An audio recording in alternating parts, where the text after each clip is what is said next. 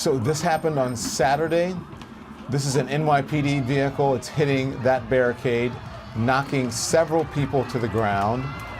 The person who shot this video said the protesters were throwing trash and water bottles at the police vehicle at the time. Back in May of 2020, this incident out of Brooklyn gained national media attention just days after George Floyd was unalived by Derek Chauvin of the Minneapolis Police Department. Another angle shot by Twitter user PGA Rapon shows a complete look at what transpired before officers Andrey Samusev and Daniel Alvarez decided to drive into protesters.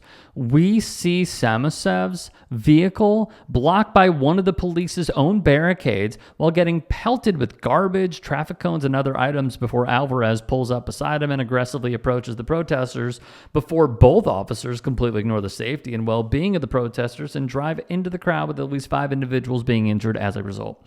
And as you probably expected, then Mayor Bill de Blasio's response to the disgusting actions of his officers added more fuel to the fire. The video was upsetting, and I wish the officers hadn't done that, but I also understood that they didn't start the situation. The situation was started by a group of protesters converging on a police vehicle, attacking that vehicle. It's unacceptable, so the officers have to get out of that situation. I'm not going to blame officers who were trying to deal with an absolutely impossible situation. The folks who were converging on that police car did the wrong thing to begin with, and they created an untenable situation. I wish the officers had found a different approach, but let's begin at the beginning. The protesters in that video did the wrong thing to surround that police car. De Blasio, who was already not popular with the NYPD, and Commissioner Edward Chauvin was rightfully criticized for pushing the blame onto the protesters and covering for the cops, completely ignoring the huge imbalance of power between the officers and protesters, as well as characterizing it as an impossible situation for the officers to get out of, which is just a bad excuse to avoid accountability and addressing the root cause of the protest.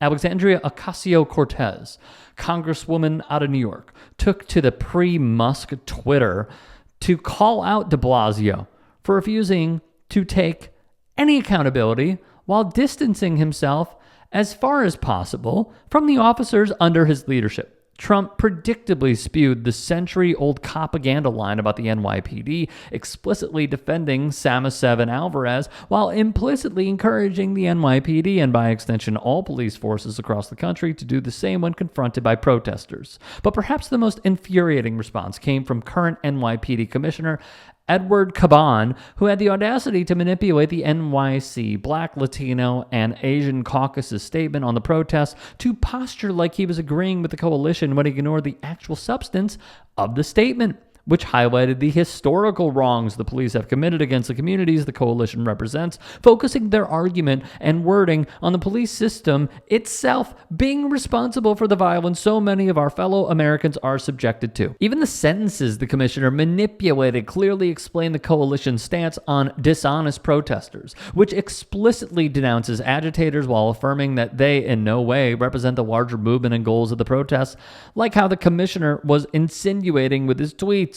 The commission would then go on to baselessly claim that very few officers acted emotionally to the protests, even doubling down in yet another tweet that aged like milk, claiming that the vast majority of officers acted with restraint and professionalism.